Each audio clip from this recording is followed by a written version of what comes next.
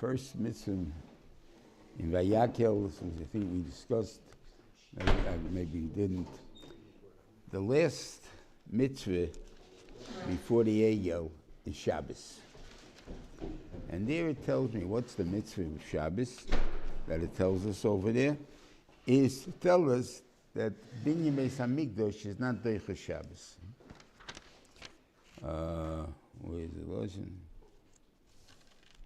Yep. Vashem Hashem Moshe v'atadaber b'nei Yisrael leima shabsosei tishmeru ki oisi beni b'nei Yisrael lo yiseichem lo das ki ani Hashem l'kadishchem u'shmartem es ha-Shabbos ki kodeshem. And the reason that this whole pasuk is here is because of this din of what do you call it? Of that it's not Deicha Binyan Beis HaMikdash. Binyan Beis HaMikdash is not Deicha Shabbos. So, but over here it gives me a reason. It says, Ki oisi beni b'nei Yisrael l'dereisem l'das, and Rashi says, l'das who? Umois. I'm not going to go into the Gemara, seems to say it goes on Klal Yisrael, but that's not negay. But Rashi here says, Humois, the Goyim. The Goyim should understand that even that is not Deicha Shabbos, because Shabbos shows the world who you are. That's what it is there. So, a person can make a lumdish toilets and say, maybe it is Deicha. The only reason it's not Deicha is he wants to teach the Goyim why we're holy. But what happens? The Goyim can't see us. Like for instance, they were in the midbow and the Anani are covered, are surrounding us. The Goyim can't even see that we exist. So if that's the case, maybe Binyan Beis HaMikdash is Deicha Shabbos, right? And then the next thing you land up with is an egel. When you get too smart, you land up with an egel. That's the point. And Rashiva says a similar verse by Mila, that what do we learn out? That Misha, by Tzoras, that by in Tazria, it says the Isha ki Tazria v'yolda zocha, then there's a din of Yimos b'sor v'yim hashmini. Im imoy is mitame leido, then she's told me whatever she's a deutsche doifen, which is not mitame leido, then the meal is not Deicha Shabbos. Why? What's one thing got to do with the other? So Shiva learned the pshat like again. If you're tomei, if you know you're tomei, there's a problem. I can make a mistake, then I can make a heter that we can Deicha Shabbos. But on the other hand, if you think you're pure, you're not tummy, you never were tummy, and anything else there, I can't trust you to make your true evaluation. If they see that the Yidden made a toyus and made an egel, I can't trust you with lumdus. I got to tell you, black and white. So I'm telling you, repeating the same halacha that I told you before, but I'm doing it now in 3 psukim. I'm telling you, there's a whole bunch of psukim, and here it's telling you, say, don't do it. If you build the Beis HaMikdash on Shabbos, you're going to be killed. It's chayiv misa, that's it. And I don't have to give you any reasons and explanations because there's no lumdus here. I don't have to give you a reason why it's holy, why Shabbos is holy. I said it's holy, that's it, period. I can't trust you by giving you reasons. Because reason you'll end up making egel. So that's why it's the same thing, it reads the same thing, very push. Okay, then now it's what would happen before in Parshas Truman, Parshas in Tetzaveh, those were talking about the mitzvahs when the Rensh was mitzvah, the mitzvahs. Now we're talking about the production. Now, there are shinuyim, and that's why I guess we're going over this thing with the production. Is that the reason the Torah put it in? I can't answer you. Why was it? Maybe just simply because the Mishkan is so holy and so important to Klal Yisrael and to the relationship with HaKadosh Baruch Hu, that it tells you that they did everything that God told them to do. But but Nemesis, it's like any other, that they didn't have to go through this over there. You know what I'm saying? Or you can say there are differences. One of the differences is that by Moshe Rabbeinu is mitzvah the kelim first. And then Betzalel came over to him and said to him, where do you put the kelim? Where are you going to put the kelim? In the thing, you just put them in the street. So you got to build a house first before you put the kelim in. Okay? And exactly what happens when they build it, they build the Mishkan first. So B'tzalel, and that's why it's called B'tzalel, B'tzel, Kel, in the shadow of God. You know, you speak godly stuff. You know what you're talking about. Okay, that's what Moshe Rabbeinu told me. Got a big kasha for you. When was the Mishkan finished? Mishkan was finished Chof Hei Kislev, right? When would they build it? On Rosh Chodesh Nisan. How long is it from Chof Hei Kislev to Rosh Chodesh Nisan? Right? You got Tevis, Shvat, and Odel, and then you got first Nisan. So you got 3 months and 5 days, or whatever it is there. So in 3 months or 5 days, it's just laying there. They had no building to put in anyway. So what difference does it make what I made first? Right? So how do you know, B'tzalel, you were right? And why was Moshe asking? Elavos, B'tzalel was not asking what the actual din was. Because Moshe was the Navi, not B'tzalel. B'tzalel wasn't the Navi. B'tzalel just asked them, you have to put a house. That's not how you build a house. That's the point. You have to know how to build a house. And the house has to be there before you fill it with kelim. You don't build kelim without having a place to put them. And that's what he's telling you. So in other words, basically the practicality of things, not the things whether I actually did it or not. And we're going to talk about this, which is the Chair in a minute, that we'll see maybe a little later in a minute, but okay, we'll see in a minute. Not that much longer. Anyway, he goes and he repeats, what do you need? He needs all the things, the whole business. And what am I going to build with this stuff? So he tells you you're going to make, you make es hamishkan, es olay, es persev, es kosev. We're not finished with that point yet. Es hashulchan, es kokel, es lechma panim. Did I speak about lechma panim last time? I did? Okay, so I don't have to speak about it now. Okay. So the shaila is, there's a trop by es hamishkan. There's no place in the world in the Torah that S has a trop.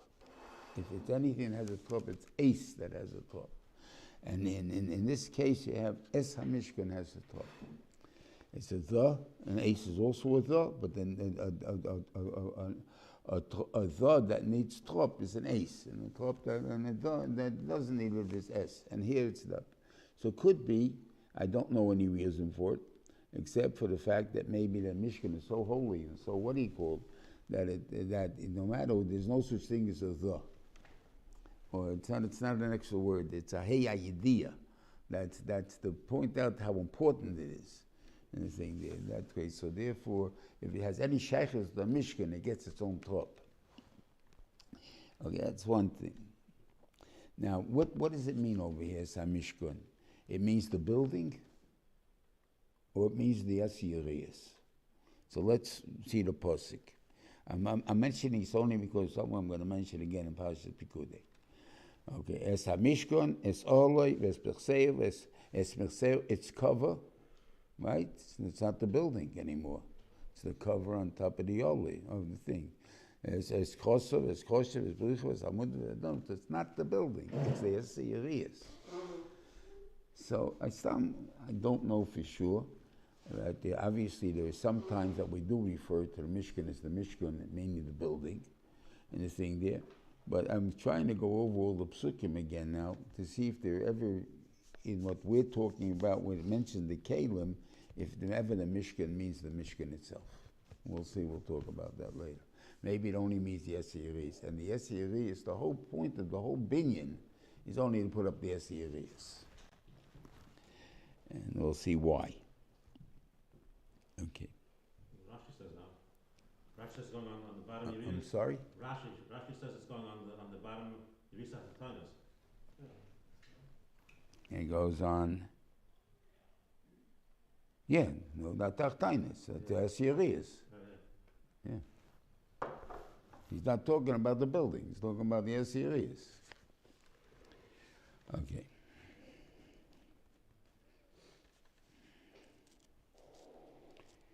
Anyway, the fact that he puts in the Lechem HaPanim was the right that this had to be from the money that they gave for the Mishkan. It's not from the Kabbanis.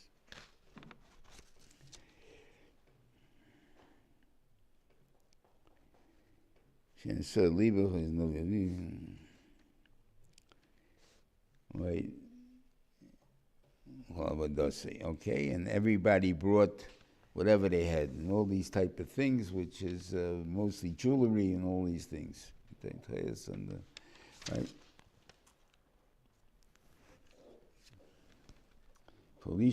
Slave, everyone donated their work, all very nice things. Now, what did they bring? Let's see, they're the rich guys, right?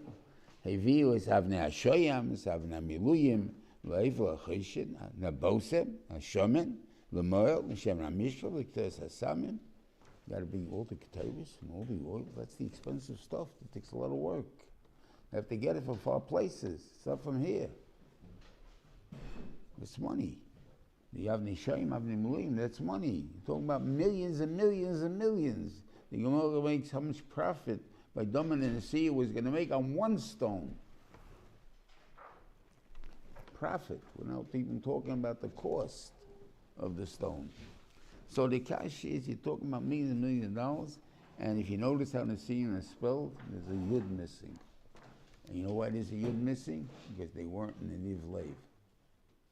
What are you talking about? The guy just gave millions and millions of dollars. You tell me he's not in the Niv Leiv. What's in the Niv Leiv? How much does a Niv Leiv have to give? About 25 shekel. Silver shekel. What are you talking about? Yeah. I'm in a Niv Leiv by giving a few bucks. And I can give millions, and I'm not in a Niv Leiv. So the Shaila is what's called in a Niv Leiv. So it says they brought it by Boike, we'll have that somewhere there that they would say that later that they brought it. And it, Mashma was only, they only brought 2 days. It was all, and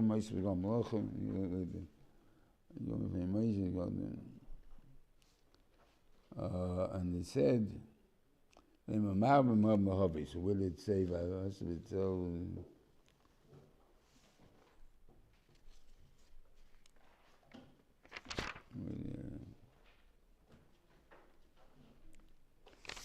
we say Babayk, listen to Pesukim. Where does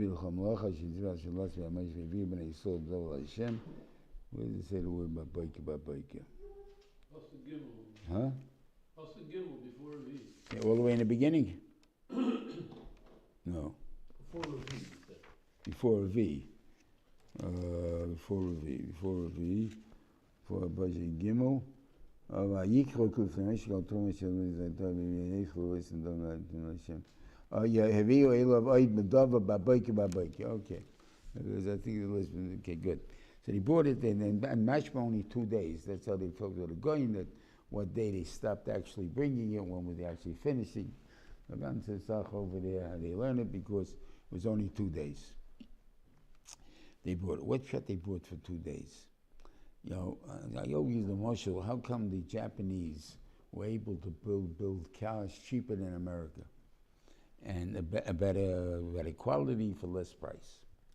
What was Prat? And they took over the market from the United States, and even the cars that the majority of the cars now go on the road.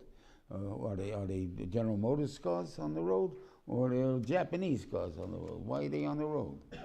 Because they took over them. Why? Because very simple, they'd be able to produce it cheaper and faster. How do they do that? So it says, when you have General Motors, has a lot of companies under it. You have the ones that make motors, the one that makes the actual body work, the body. Some make brakes, some make batteries, some make whatever it is. Different companies make different things, and each company works at its own speed, whatever they can make, and whatever it is. So let's say what do you call it? The company makes the body, the actual outside of the body. They can only make 1,000 a day, but the guys who make batteries, they can make 50,000 a day, right? So do they stop after 1,000? No, they keep on giving 50,000. That means I got to store 49,000 in them. I got to store them someplace, right? Because I'm not using them up. So we need to build a warehouse. Build a warehouse. You have to build a warehouse is one thing, one expense. Second expense is I have to have guard on the warehouse. I shouldn't start being robbed, what it says in the warehouse, right? But what happened if they would have just built 1,000 motors and 1,000 batteries and 1,000 this, it could be the same factory, would have been able to produce all of that stuff in one day. And that you put together. I don't produce more than I need for that day. Then all of a sudden you don't need a warehouse. You don't need any guards. You don't need anything. You're able to produce for much less cost. And a better thing. That's what's happening over here. That's what they did. That was the matter that they did. Okay. So here also they came by baker. There's no reason for you to have to store it. There's no reason what do you think. What do you need for today? Right? So they tell you, what are we building today? We're building the Mishkan.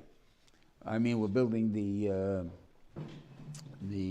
Aron. And the Aron is lead all the gold we need for the Kapiris. Okay? Okay, what's my chelik? And I'll show you how we'll divide it later on. And he gives him his chelik for that day. What else you need for today? You need a little bit of chelis, a little algoman, this and that. Okay, I have someone out there. Here, you can have that too. Okay, that's how he did it. I was scared. I'm interested in what you're doing. I'm talking to you. And then there's the guy who is probably better for an executive director. I'll tell you he loved to see him better than the regular Jew. Then that we didn't know did leave slaves better. Why? What did they do? They gave a blank check. They said, Moshe, look, Klal Yisrael is going to give you their stuff. We don't know what they're going to give you. Here's a check. Whatever's missing, just fill it out. Right? Everybody loved this guy. You're not a Nadiv slave. What you should have done is say, here's my donation as the fee, the chelik of what we need. That's what, when I'm the richest guy, so I'm giving you more money than other people will give you. And just in case nobody else gives you, here is a blank check. But I gave you first. That I didn't do. And because they didn't do that, they have no chelik in the Mishkan except for the Machzas HaShekel that they put for the Adonim, because that was a requirement. But is anything that they give by donation, nothing they needed. No one needed their money. It was all taken care of before they came. And that's the point. So you lose that out when you're not in the Nadiv slave. Nadiv slave doesn't mean, and the truth is, if we have Nadiv slave, you don't need an executive director. The executive director needs money because I don't have all the money coming at one time. I got to make a cheshbon. I got to borrow here. I got to pay back here. I got to do. So I got to have a new expense now. I'm paying a guy that's called an executive director to figure out how I'm going to make money to pay for the things that I'm going to do. So I need more money to pay for more money, right? That's what you're telling me. If I would get people would give me the money when I need it, I don't need an executive director. You have the money right when I need it. That's it. That's what the Torah is trying to point out. Okay. I don't know, practicality we can run like that, that's a different story. But for the Mishkan, I expect it to be that way. That Klal Yisrael should be so interested, involved in building the Mishkan, they should be there. And then, when did they, and they see him get their Yud back, they get it back in Parshas Nosai, when they did the donation of the 12 oxen and the 6 wagons. That the guarantee of the Torah, wherever it goes, we will rebuild the Torah. And that thing, and that's what they did. And that's what we do every year, every place we go. We've been in so many Golson, and wherever we go, we build a yeshiva, we build a shul, we build everything, and whatever it is. Okay. Okay. It's wrong to say that if I'm sorry? It's wrong to say that if a project's going to be done anyway, it's wrong to say that if a project's going to be done anyway, it's better to give tzedakah somewhere else. It's better to be involved in each project. Well, first of all, they didn't need any stock anywhere else. What stock did you need in the midbar? Normally you can tell me I can give it somewhere else. But in the midbar, there's nothing else to give it for. There's no poor people in the midbar. There's no, what do you call it? Everything is taken care of. So would it have been correct for the Nisim to offer everything now, not a blank check? You're missing, I don't know, the Tzibur gave 10%, I'm going to give it right away, the rest of 90% now. That would, I think they did. And a check, a blank check, maybe, I'm asking. No, because that they did, so let's say I'm paying for everything, so they would have been turned down. The whole idea is we want everybody to participate. That's for sure. They understood that we wanted the people, but who said the people are going to bring? How many divlaves you got in the world? So, and then you found out that Jews call you so in the divlaves, so it's not pretty good. Okay. It was an underestimation, or whatever you want to call it. I mean, Chas v'chil say something that they didn't have the same, but it was, to show it, you should have done first and done something. And you lost out because of that. Okay, and they said, and in 2 days they brought everything they needed, and okay. It's a heiser. What they did with the heiser, it doesn't say. But, heiser. Okay, then it tells you again what they made the Mishkan, Esiriyas, Sheshmosa. Let's see how they built it, how they made it. So the first thing they made is the Esiriyas. Okay, there goes. Then they make the oil on the Mishkan, and they built that also. And then they first made the Kroshim and the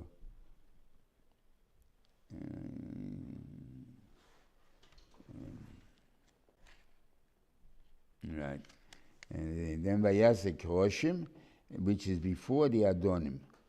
Well, I guess that goes maybe together because they're going to Adonim, even though the Adonim they gave special money for.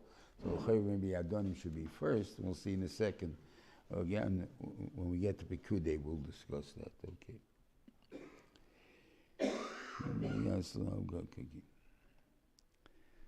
And again, you notice the difference of the nisim that were involved is the fact that the hoops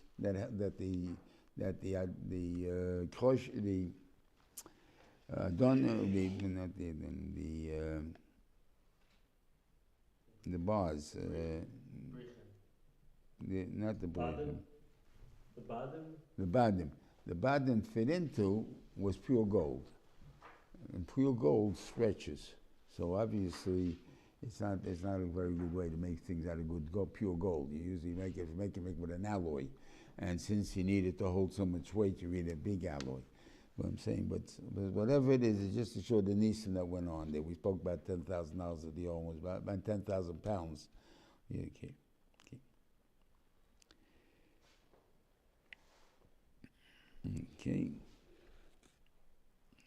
That's a shulchan, that thing there. All the things, yes, is back. Terrorists, all the things they ask. One thing that in there, Vayas is Hakia. So all the way near the end already, it says the Shri. Vayas is Hakia, Nechoshes, there's kind of Nechosh, B'naros HaTzevis HaShetzova Pesach HaOmoed. And it was made with the mirrors that they had. Now we're going to read a Rashi for you in a minute. But it tells you that how big is it, doesn't tell you how big the kiyah should be. Everything else has a measure, but not the kiyah. The kiyah is as many maras you have, that's how big the kiyah will be. In other words, whatever mirrors you have. Okay, so now let's see what Rashi says, and it's very strange Rashi. When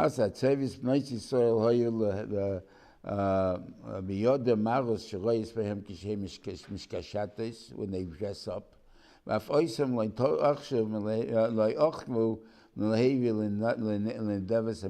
that they also didn't hold back from giving to the Mishkan.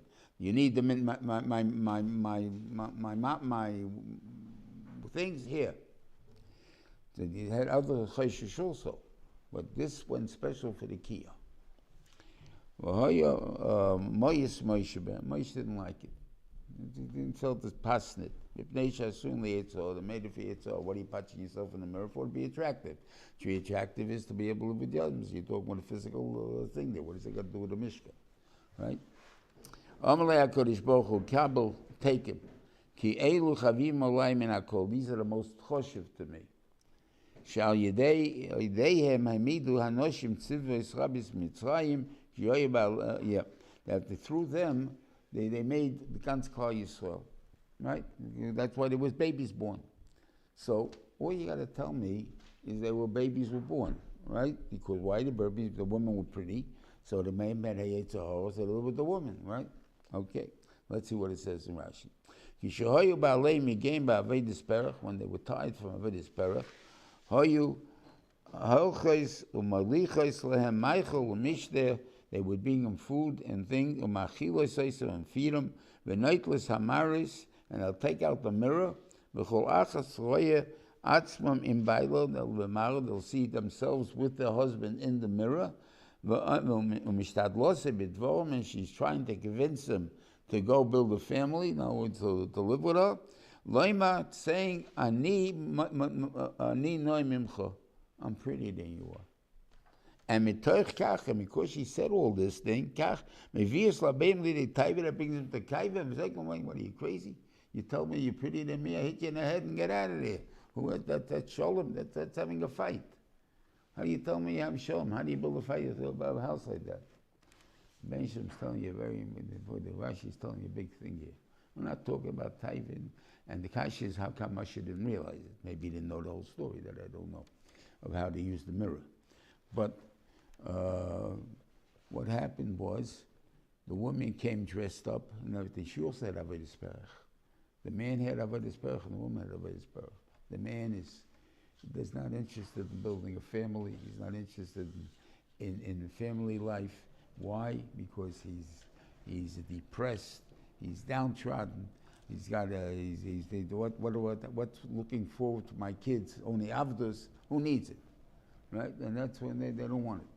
And the woman came all dressed up and they said to him, look, we also have avodas perach. And we went home and we even got there the food, they made you food. How they get the food, the Beisha made nisim, that when they would take water to cook the food, in the water would be fish. And they would cook the water with the fish, and then they'd bring that to their husbands to eat. So they brought him the food, they fed him, and then they said to the man, you know, don't you think we have a chiv to build a family? And the man will say to you, leave me alone, right? I'm not interested. I'm too tired. I'm too busy. And she says to him, look at me and look at you. I'm all dressed up. You look like a slob. You look like a guy, like somebody came out of the sewer. And look at me. Well, so he said, well, yeah, big deal. You know, I also work avodas perach. You work avodas perach. You think it was easy for me? But I do it. Why? Because we have a future. We care. Why don't you go take a shower and get dressed? And the guy goes out and he gets a shower and he gets dressed. And now all of a sudden he feels different than he did before. And now he's ready to build a family. That's how they get together. That's the thing, that she was mechazik him. Didn't mean she just, if she enticed him, I don't have to give you any reasons of how to take out the mirror between me and menorah. I made myself pretty, that's the purpose of the mirror. That's not the purpose of the mirror. The purpose of the mirror was, after I made myself pretty, to show you and me how a difference there was between the two of us. And that you should go and do something about it. And that's the chizuk that a woman gives the man. That's the thing there. A lot of times, you ask you, what's chizuk mean? That's what chizuk means. They build Klal Yisrael. That's the thing there. Okay.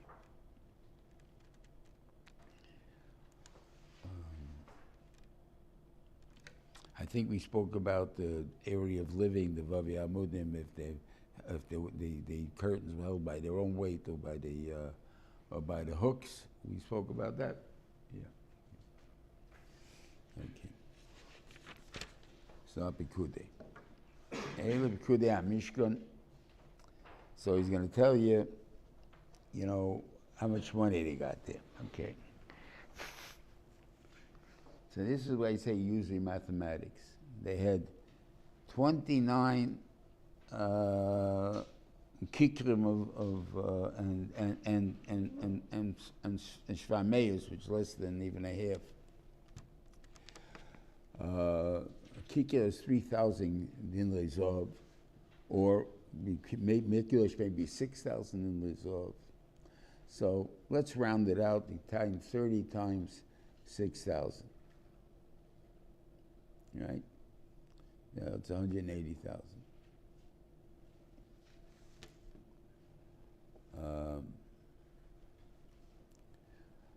180,000 dinner. I have how many Jews? 600,000. Oh, and I forgot, you have times it again. That's how many things of. And now times it by 25, which is Dindrei Kesev, and now you know how many Dindrei Kesev there are. Now, I'll take whatever money you tell me it is, that's what it is, okay. Divide that by 600,000, which is how many men, plus the woman also gave, right? As Sheit, the woman also brought. But let's say the 600,000 even, it's not going to come out to 25 a guy. So we're talking about less than 25 Dindrei Kesev that a person has, and he's called an Adiv Lev. And they who gave millions are not the Nivdei. That's the point that we have. So it's really what you did with the money that you have, not so much how much you gave. Okay. Then he talks about the Masa Shekel, which was used for the Adonim, right? Then you had 100 Adonim, and whatever other silver was left over, they covered the tops of the pillars of the chotzer. Now, according to most of Shoi, except for the Ibn Ezra, I know is that there was no other silver that was donated in the stuff there, because you don't find any other cheshbon of silver and the stuff like that. There should have been any donation in some other silver, not just the 100 Adonim and this and that. So since you don't make another, and the Ibn Ezra says it's impossible they didn't give more silver. I can't answer it. I don't know. Okay.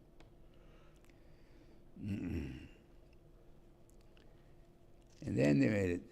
Then they talk about the ephod. They made all the good things, and the choshen and everything else. All the whole thing.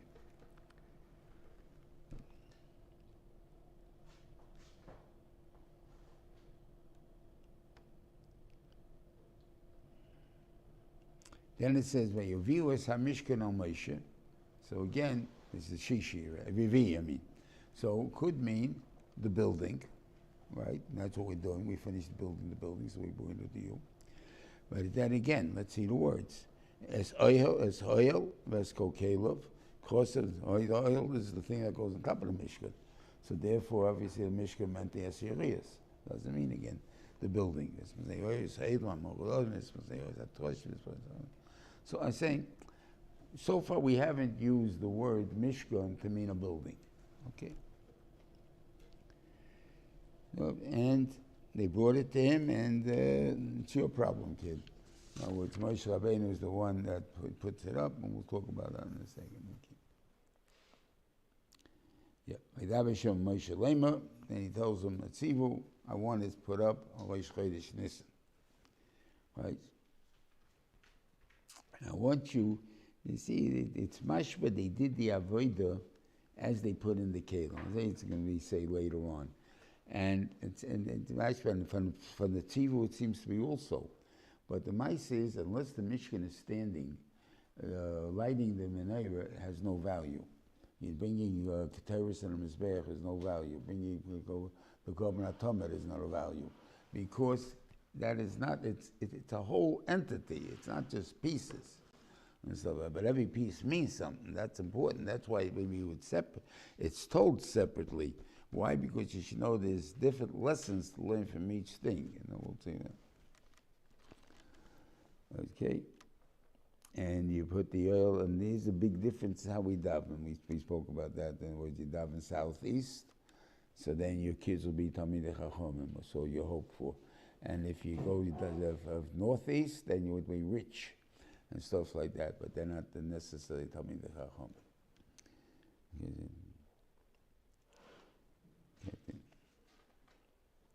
Okay, then get everybody up. Okay. And again, the guitar keeps chasening over again that they did everything the way the Bensham wanted to do it. Okay. I don't know if artistic skills are good, equal to their work. That I don't know. You ever see pictures about the Mishkan? They look nice and everything else, but they look. Machine guys will probably do a lot better with machine material than handmade. So on. So I don't know, but obviously it could be the beauty would become different beauty. I have no idea. Okay.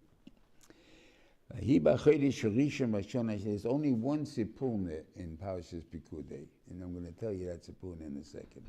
The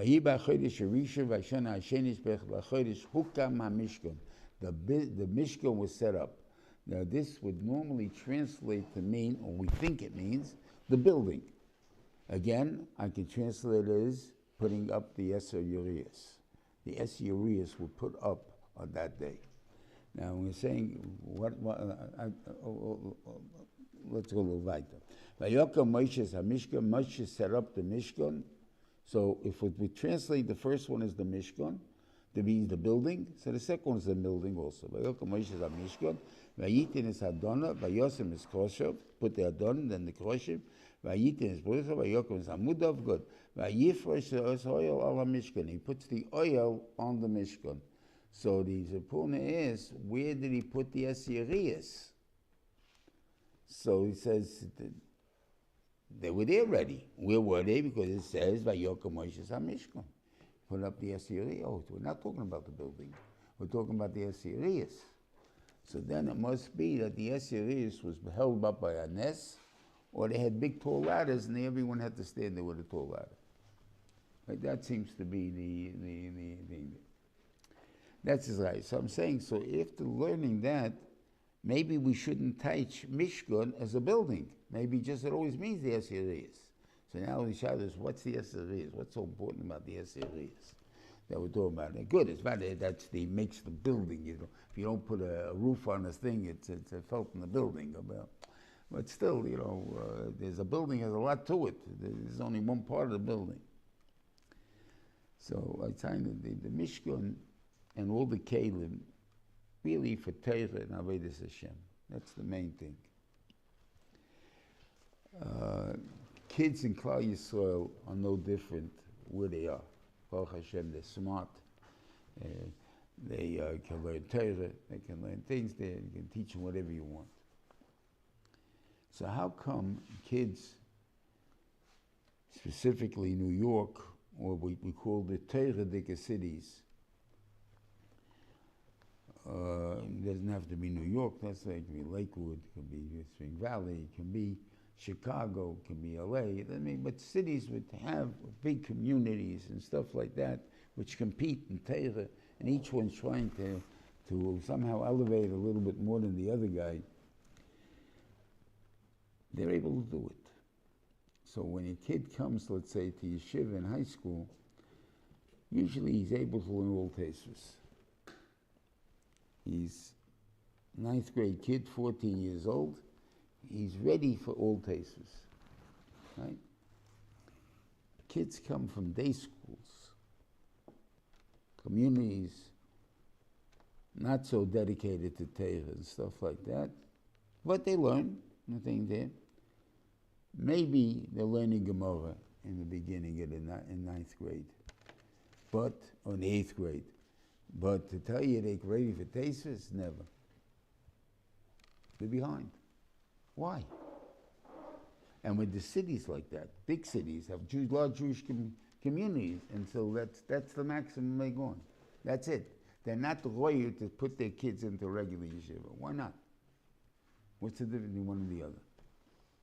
I think this is the difference what Rashi tells us, what the Torah is telling us here. It's a crazy way to build a building, putting up the roof first. The ceiling first, not the roof, it's the ceiling. Right? You gotta be crazy. Who puts a ceiling up before putting up the beams and the wood and the supports of the beams and all the foundation? That's the first thing you need. No. If you do that, you're not gonna grow. Why? Because you take the kids, they come Shem Shabbos homes, some of them, they want to learn Torah. Maybe a little avoch on Shabbos, stuff like that.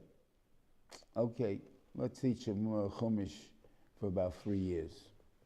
Okay, a little 3rd or 4th grade, teaching Chumash. Maybe a little Tanakh. What else? Should we teach them Gemara? They're not ready yet. What about Mishnayos?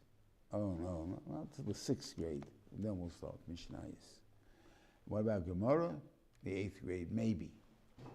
or not, right? When they come, they're not prepared to learn all the tastes. But if you built the Mishkan first, put up the Mishkan first, so I say that's our goal. Our goal is that a kid has to get into a school that's going to learn all tastes in the 9th grade. What do I have to teach him in the 1st grade? What do I have to teach him in the 2nd grade, in the 3rd grade, in the 4th grade? If you build it that way, then all of a sudden the kid's ready. I'm not building it as it goes along, as what we think we can get along with. We are actually doing it. That's the difference. And that's why it's very, very important to have that goal. And that's why the Mishkan is the most important part, because that's the goal. All the others are the supports of the Mishkan. The Mishkan is the goal. How to get there, that's the end thing there. And then we take a chord, so we have to have Adonim. Adonim are the foundation. And that, as Shiva pointed out, that those are machzah shekel. Everybody had to put it. That was everyone equal. Means the recipient of our education system has to be that everybody has the same chance to become as big as anybody else. So we all have to have this goal, which we don't, but we should have this goal. And if we have this goal, then more or less, when we come from this place or that place, just look and fit into the class. Doesn't make a difference. Because you fit. But if you don't fit. Okay. So that's the Adonim. Now, once you have the Adonim, everyone gives the same foundation. Now each person, the Choshim, were donated according to each one gave more money or less money. So, because everyone doesn't have the same kishron, not everybody has the same capabilities. So, the question is, how do we do that? But to aim for the ceiling, we all aim the same way, and we all try our best. But do we reach it the same way? Obviously not, right?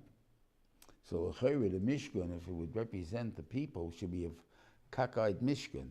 Now, this one, this beam is only 6 feet tall, and this one is 10 feet tall, and this one is 20 feet tall. I mean, that doesn't seem to be. Or pshat is, since that's the kishron I gave you, that's called you reached the ceiling. You reached the ceiling. You did all I can expect from you. You lived up to your potentials. You did it. So then we all reached our potential. And that's the important part. We have to reach our potential. We're not just reaching the other guy's potential, our potential. But you got to give us a break by giving us the foundation to be able to reach it. You can't tell me go learn on your own.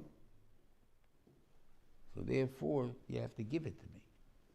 That's the din of the Mishkan. And then the different things now, what represented, and I said in the Mishkan, really nobody saw. When you put the oil on the Mishkan, the thing hung down all the way down, kamat, just a little bit in the thing. The Mishkan itself, you surely didn't see from the outside. You only can see from the inside. The only ones that can see it are the Kohanim, that are actually Mishorish in the Kodesh, and the Kohen Gadol and the Kodesh Kadoshim, maybe Yom Kippur. That's about it. No one else sees it. So what's the purpose of it? I mean, the teachers of Klal Yisrael, the leaders of Klal Yisrael, know what the goal is. Leave it up to them to get there.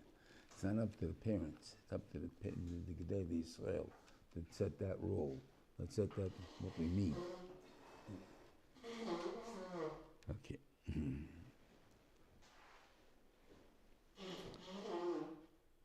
The most important, of course, is the luchos. That is the Torah. Now, how they had it, we'll talk later on in Parshas Bamidbar, and not in Parshas Bamidbar, in Sefer Bamidbar, about actually what was in the Mishkan and what it is there. I mean, in the Aron, was it the Torah also, the Shiva luchos, and so on. And from the Parshas HaGemorah, everything was in that Aron. Luchos, Shiva luchos, Menachem Aron. And therefore, you have to give cover to a guy that forgot his Torah, whatever it is, the Shiva Luchas, he still don't know, still needs the respect, needs to see whatever it is. And the Torah, the question was actually in the ocean. They made a daf on the outside of it with a little shelf, whatever. These are questions that's thing there, but it seems to be in the Mishkan.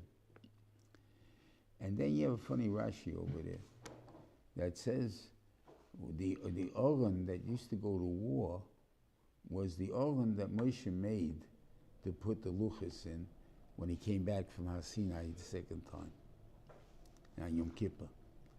He made that box before he went up. And he came in and he put the luchas in that box. He didn't have it the first time. The first time he broke them, it didn't make much difference. But the second time he had to have a box, and he had that box. That's the box, Rashi says, that they went to war with. How did they get the luchas into that box? Because the luchas were then transferred into the real Aron, which was in the Beis Hamikdash, which is in the Mishkan. So what do you do with that box? I don't know. And when you went to war, when you went to an empty box, so probably you had the Shivrei Luchas in there. Well, so every time you went to war, you pull out the Shivrei Luchas from the Aron and put it in there and then there. So first of all, you're not even allowed to go into the Kodesh Kodashim. How did you get them? And so on. So I have no answer for these questions except that they only rested in the Shivrei Luchas always were in the other Aron, never in the Aron together with the Luchas. But again, I found how you learn the Gemara and how the Mashmois HaGemara goes.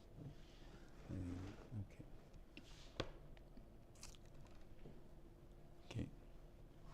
After that, he so the Aron is number one. That's the Torah. He then takes the Shulchan, which is the support of the Torah, the yeshivas, the things, the buildings, the salaries, all these things. That's what you have to do the second. Okay. And you put that's the lechem aponim. That represents the gashmis that you need for the tzedakah and all of that. That's number two. Menorah, which represents Torah, is number three, because that's what we produce from. If you have the Torah and you have the money to teachers, for the teachers in the building, and we're to learn the Torah, then we can sit down and learn Torah. Then there's a question that we can put in our keiches into learning Torah and so on, and we have a menorah that's going to have it. That represents not only the Torah itself, but the teaching of Torah. In other words, how does the menorah has to be? That means that how much is the chiyuv of the Rebbe to teach the child? Not just to saying, I teach him and now he knows. I have to make sure he knows. Until that the Shalhevis is Oila Me'ileh.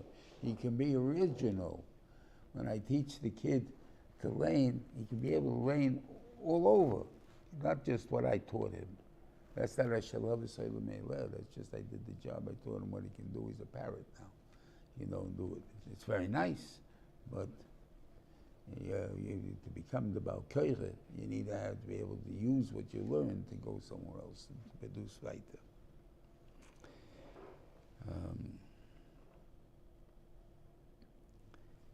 Then he put the Mizbech Hazov, which represented, we said, the influence of the Rebbe on the Talmud, which is from a Mokum Rochik and Baal Kochai.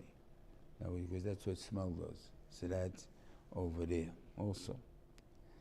So the Torah, the support of Torah, and the learning of Torah, those are in the outside. The actual Torah is in the inside. Okay. Then they put up the thing, and then I don't think I explained once before that the gateway to the Adonim, supporting the gateway with the Huta Paroiches, their Adonim were made out of Nechoshes, not out of Kesef. And he said, why? And it's in part of the Mishkan and stuff like that. And yet the Adonim of the Chotzer of Nechoshes. You have to know the entranceway is still outside. You didn't get in yet. You got to get in the door, not just in the doorway. Nafkiminis legabi, we know legabi things that you put into a wall, the things that come from the outside, that's called min lachutz. The one that's done on the inside, that's called l'shus hayochid, this is l'shus. They're different depending on where the accessibility is. And therefore, if you're still on the outside, you're outside. So therefore, outside is nechoshes, inside is silver. Then the kiyah, which we said was the thing that could actually make things holy, because that was what built Kal Yisrael. That's mikadosh, the water that's put into it. When they washed their hands from the kiyah, they became holy. It's not that the water is holy. In other words, where the water was holy, they took the water from wherever they took it from, right? And the thing there, but it went into the kiyah, it becomes holy. And once it's in holy, they're watching with the water that's holy and preparing themselves to do avodah in the Mishkan. And that's what they have to do. Okay. Then they had the chotzer, what do you call it? The chotzer, which is machne leviyah. It's, as far as, let's say,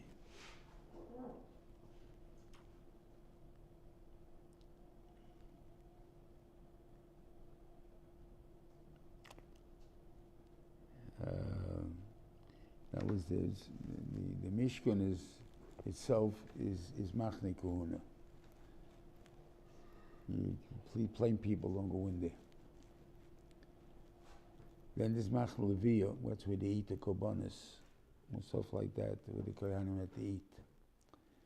Then you had machne Yisrael, which is the third machne, which is machne Yisrael. Anything there which in the time of Beis Hamikdash was Yerushalayim itself.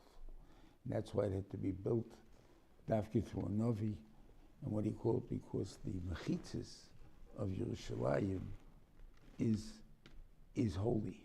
It's not just another town, another thing. I can eat my shlom in there. I can eat my what he called tamokim. That's Kodesh. Okay. Then came in. It says Moshe was not able to go into the Mishkan because the Anan filled the whole Mishkan.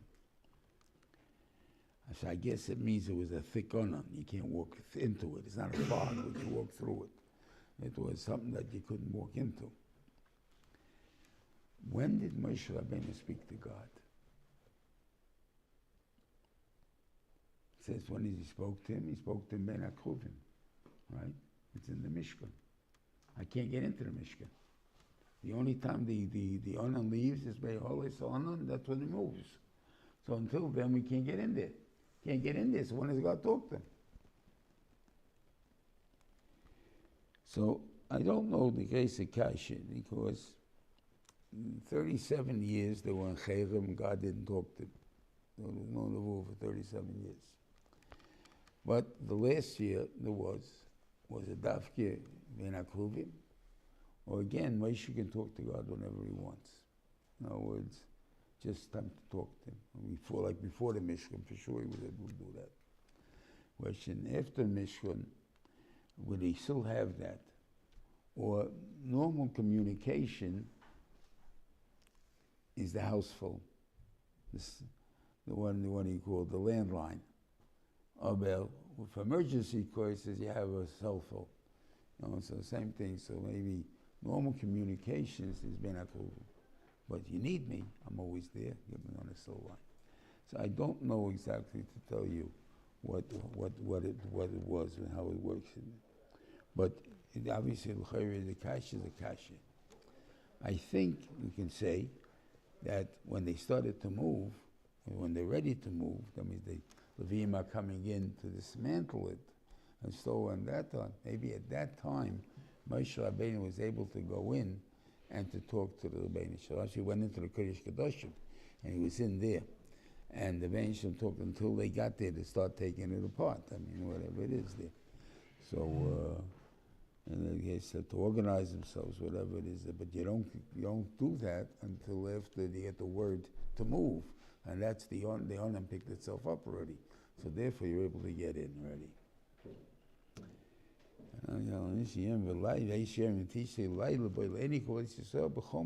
All the time it was that way. So it's big the kasha says I don't know. Anyway, it's Parshas there's a Chodesh this week. So we start from Yitzias Mitzrayim, in other words from the Korban Pesach, which is really the chinuch of Klal Yisrael.